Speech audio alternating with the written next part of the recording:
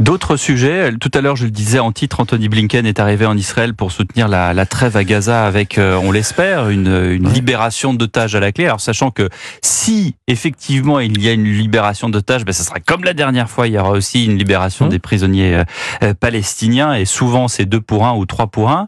Est-ce que là aussi, puisqu'on vient de parler de je reprends vos mots, Olivier d'Artigol, la vacuité du gouvernement, est-ce que là aussi il y a une sorte de vacuité, un attentisme, une espérance qui n'en est pas une?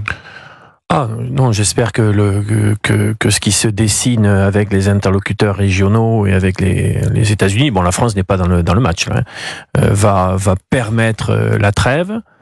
Je pense qu'il faudra dans les années qui viennent avoir d'autres interlocuteurs, que le Hamas ne peut en rien représenter les Palestiniens, c'est l'ennemi des Palestiniens, et qu'il faudra aussi un changement politique en Israël pour trouver des interlocuteurs permettant de construire un chemin de paix. Mais déjà, il faut le cessez-le-feu, il faut une solution humanitaire pour le peuple gazaoui, alors que Benjamin Netanyahou, qui vit quand même des difficultés politiques, je ne sais pas si vous avez lu la tribune de Finkielkraut dans le Figaro de lundi, il me semble, ou de la fin de semaine, qui disait combien Benjamin Netanyahou était en grande difficulté quand même sur sa situation politique aujourd'hui. Ça, on le sait depuis le 7 octobre. Depuis la faille sur le renseignement. On le sait depuis les accords d'Oslo qu'il a combattu depuis. Et paradoxalement, la guerre lui offre un sursis politique. Mais justement, la guerre lui offre un sursis politique. Est-ce que le fait de continuer la guerre n'est pas pour lui justement le fait de se maintenir? Oui, surtout que quand vous interrogez les Israéliens, ils sont pas tous sur la même longueur d'onde. Ils sont pas tous sur la même longueur d'onde, loin de là. Ils veulent la libération des otages, d'abord. Pour autant, vous interrogez un Israélien dans la rue, n'importe lequel, à Jérusalem, à Tel Aviv, à Sderot, à Jaffa, peu importe, il veut la libération des otages. Parce que la vie humaine là-bas, une vie humaine est... Oui, mais pour autant, et je pense que Benjamin Netanyahou, depuis le début, a été très clair, depuis le 7 octobre, et ses premières prises de parole, il veut l'éradication du Hamas en tant que tel. Et d'une certaine manière, cet objectif, il le poursuit inlassablement.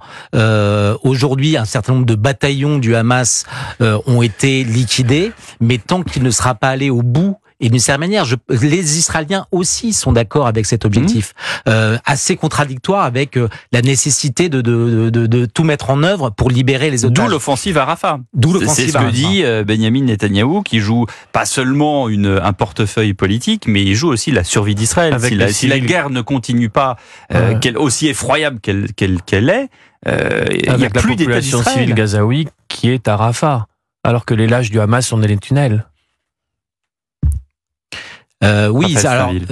L'État hébreu a quand même, et particulièrement Tzahal, a quand même ouvert les vannes. C'est-à-dire qu'un certain nombre de Gazaouis ont retrouvé leurs habitations dans le nord. Alors dans quelles circonstances on imagine le désastre, parce que les pilonnages ont été ardents. Mais cette volonté d'Israël d'éradiquer le Hamas, elle est intacte. Elle est partagée par un grand nombre d'Israéliens. Et vous je pense que c'est, mis à part la pression des États-Unis et des États voisins, notamment je pense à l'Égypte, qui a tout intérêt à ce que cette guerre débouche sur un accord.